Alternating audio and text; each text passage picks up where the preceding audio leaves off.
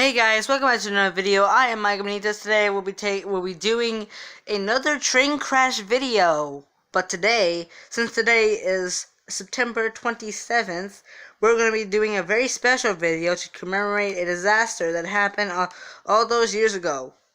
This wreck happened on September 27th, 1903. This wreck would later be known as the wreck of the old 97. Let's begin the story of what would happen to the old 97. September 27th, 1903. The Southern Pacific, which was known at the time the Southern Railway, had a fast mail train called the Fast Mail. It consisted of 2 postal cars, 1 express car, and 1 baggage car. This train would later be pulled by Southern Railway number 1102. Southern Railway 1102 had just been built on August 21st of the same year, 1903. So she had basically been in service for less than a month on the Southern Railway. She was a 460 Baldwin, called the F-14 class. The train that the 1102 was carrying, the Fast Mail, which occasionally ran from Monroe, Virginia, to Spencer, North Carolina. This train had a reputation of not being late. However, it would not be the same of what would happen on September 27th, 1903. And remember the name I had mentioned, Old 97? Well, the locomotive herself, 1102, was nicknamed Old 97, and the train itself was numbered Old 97. However, Old 97 would meet a disastrous day. On the day in question, September 27th, the train was running late and was running 1 hour late when it left Washington, D.C. and arrived at Monroe, Virginia. At that time, the crews were switched. The engineer, James A. Brody, nicknamed Steve, and A.C. Clapp, the fireman, and 14 others were on the train as she left Monroe for Spencer. This would be the last time that the train would ever leave Monroe, Virginia in one piece. The approximate usual time that the train took from Monroe to Spencer was basically 4 hours and 15 minutes, and at an approximate speed of 39 miles an hour. However, the train will be going much fast. It is unknown how fast the train was going when it met disaster. The route that old 97 was taking had dangerous grades and dangerous curves with terrain and more. This would lead to the disaster that would come. As the train thundered over the speed limit of 39 miles an hour, it approached Steelhouse Trestle. What would come next would be one of the worst train wrecks in American history in the early 20th century. Steelhouse Trestle, Danville, Virginia. There's nothing they can do to stop. Steve the engineer applies the brakes. It is too late.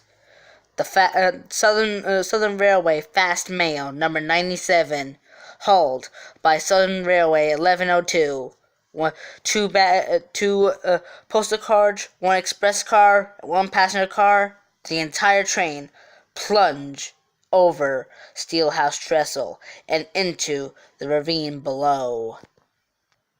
A huge fire erupts from the train, igniting the wooden cars. They're getting the local fire department in some trouble trying to get people out as the fire still blazed on. 1102 overturns, and the coaches pile on in. After the fire is gone, there is only pure carnage. The entire train flies off the tracks. The coaches are all but destroyed. And 1102 lays overturned and seriously damaged. Soon enough, rescuers and people and onlookers arrived at the scene of the carnage. It is pure disaster. During an intermediate stop, a safe locker had joined the train for the trip. This meant that an old 97 had 18 people aboard. 11 are dead, including Jody, Steve, Brody, and the engineer, and 7 others survive, but in critical condition. Those who have survived basically jumped off the train as it careened off the bridge and into disaster. Actually, my bad. All firemen did. 2 firemen were on board the train, and all of them survived, and both of them survived, even though they were mangled so badly they couldn't even be recognized. Here we see number 1102 turned up after she lay overturned during the wreck. She has lost her cab and in critical damage. The wreck it was easy to find the cause: excessive speed. Engineer Brody had tried to make up time for the train's reputation of not being late. However, the fast mail didn't approve this time and crashed, killing 11, injuring 7 more. It would have been most terrifying to see a whole train plow off the bridge. It is unknown how fast the train was going. Some people say 30 to 35 miles an hour. Some people say 50. The Southern Railway is partially to blame, though, for it had a tight schedule with the U.S. mail and had to keep up schedule. This would meet failure for this line. As of the wreck of Old 97 herself, 1102, was repaired and brought back into service. She served until she was scrapped on July 9th, 1935, while the fast mail still continues to this day. However, this wreck was not named Old 97 for nothing. In the late 1940s, a ballad was made about the train in her honor, named The Wreck of Old 97.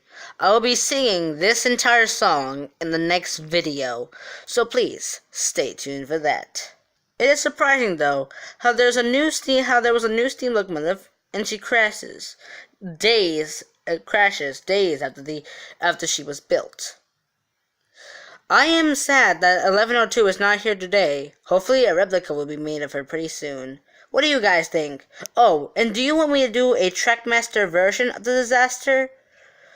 This is Mike Benitez. And I did this video to tell the story of what happened to Southern Railway 1102 to commemorate 115 years since the disaster. I am Mike Benitez signing out on the 115th anniversary of the wreck of 97.